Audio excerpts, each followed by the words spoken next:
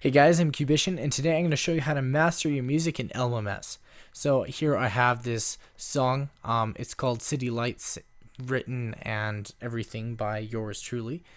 You can view the finished product, the full song, in on my other YouTube channel, which is, you can click on the card thing, wherever that is. Click on that and go see it, because it's pretty cool. But I'm going to show you how to take it from just a mixed version of the song to the final product that you can deploy to your audience with full faith that it sounds pretty great. So first thing that we're going to go over is saturation. Saturation is a good way to give your song more character and make it a little bit louder. So here I just have this excerpt from my song.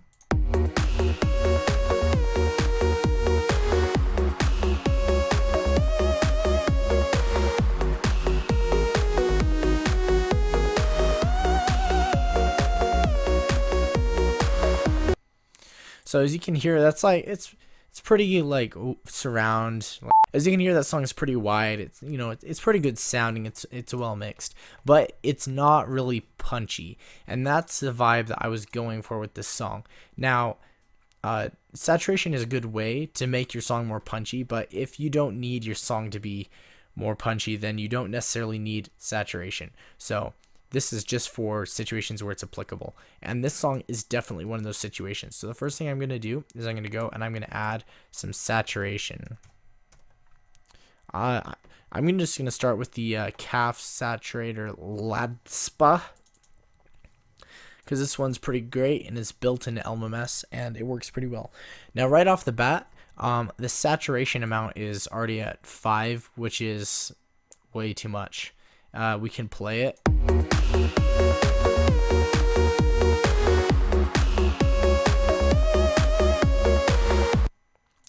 And while it doesn't sound too bad at first, you can hear that it's doing weird stuff with the lead instrument, even though it's making the bass punchier. So I'm actually going to turn this down to something pretty low, like 1.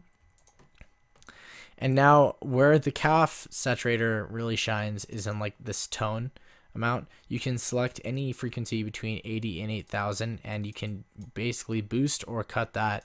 But it's not necessarily just an EQ, because it interacts with the saturation as well, so it gives it more character. Now my favorite range is like the 700 to like 1,500 range, so I'm just going to set it to like 750.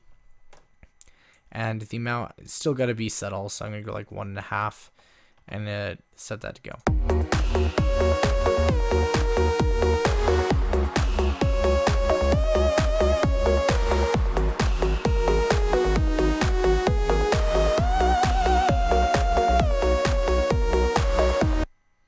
So it doesn't make like that big of a difference straight off the bat, but just for purposes, I'm going to double the amount of everything it does. So I'm going to set that to, actually I'm going to quadruple it. So I'm going to set that to 4. I'm going to set that to 5. And then we're just going to mess with the wet dry. So we're going to set this to 0, and we're going to slowly fade in the effect to kind of show what it's doing to the sound.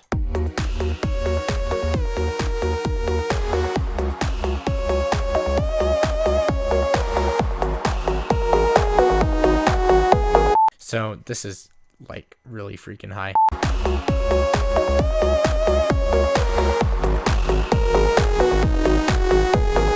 So obviously you don't want to turn that up too much. It doesn't sound super great. So you can just keep that somewhere around 2 to 4, and then just keep this relatively low, because the tone amount really does a lot.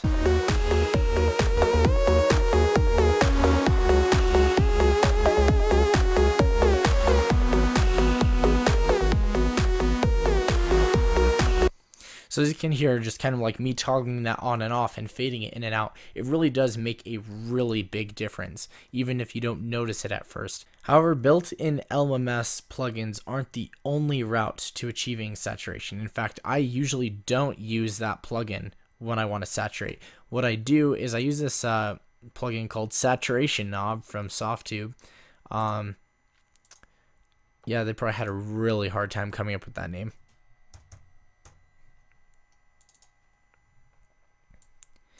Anyway, it's free. It looks like this. I'll put a link to it in the description if you want it. It's pretty nice most of the time. Anyway, we can achieve the same sort of saturation with this, except for it's a lot simpler because there's not a whole lot to mess with. I just use the top knob mostly.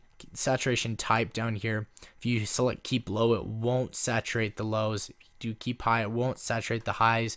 When I'm mastering, I just keep it on neutral, just so I can keep a good balance between the two. So here we go.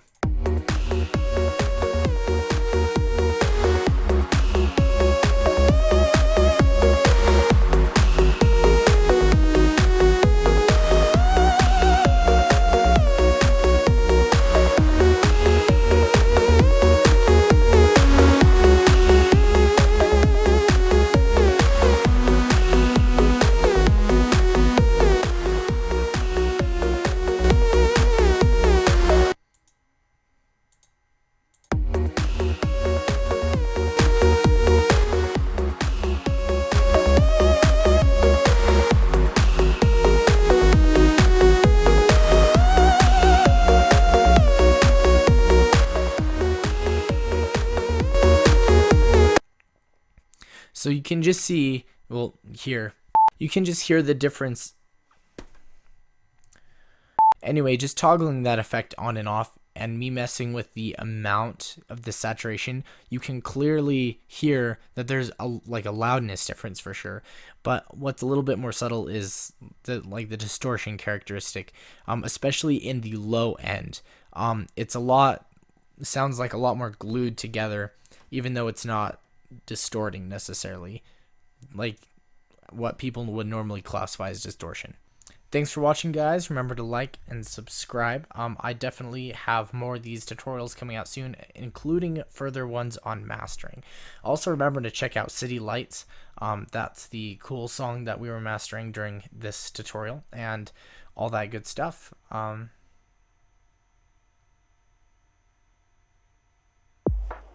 Endings.